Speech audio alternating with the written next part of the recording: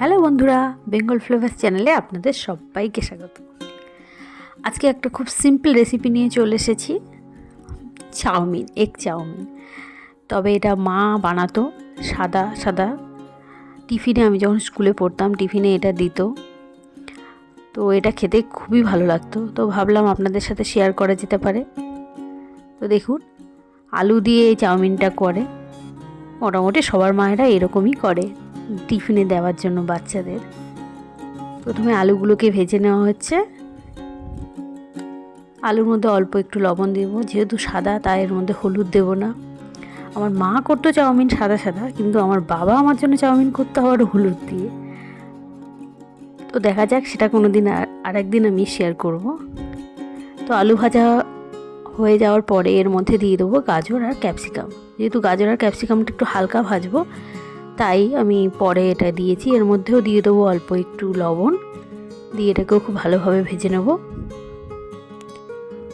এরপরে এর মধ্যে দিব পেঁয়াজটা আপনারা আলুর সাথেও দিয়ে দিতে পারেন, তবে কাঁচা কাঁচা পেঁয়াজ একটু বেশি ভালো লাগে চাউমিনে, তাই মা এটা পরেই দিত।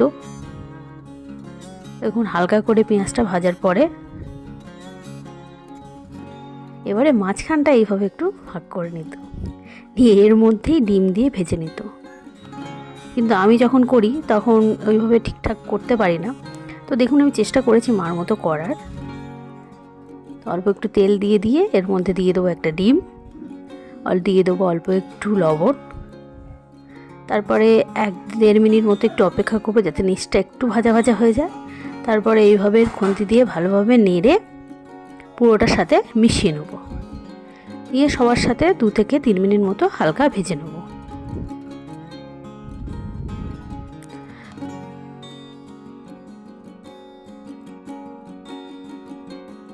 তো এগুলো দেখুন ভাজা হয়ে গেছে ভালোভাবে। এর মধ্যে দিয়ে দেবো এবার সিদ্ধ করা চাউমিন।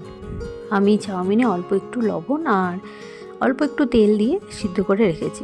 তো এর মধ্যে দিয়ে দেবো পরিমাণ মতো তেল, অল্প লবণ, যেহেতু সিদ্ধের সময় লবণ দিয়েছি, আর দিয়ে দেবো অল্প একটু গোলমরিচের গুঁড়ো। খুব ভালোভাবে মিক্স করে নেব।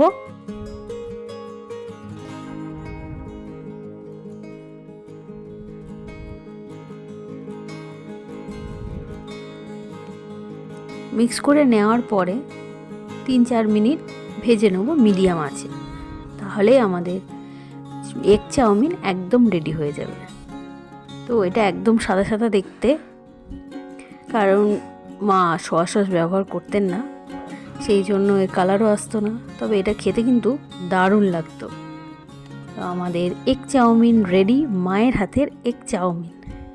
তো রেসিপিটি কেমন লাগলো অবশ্যই আমাকে জানাবেন। ভালো লাগলে একটা লাইক করতেই পারেন, শেয়ার করবে, আর নতুন বন্ধু হলে প্লিজ চ্যানেলটিকে সাবস্ক্রাইব করে পাশে থাকবেন। আর এরকম নতুন নতুন ভিডিও পেতে পাশে থাকা বেল আইকনটি প্রেস করবেন। Thank you.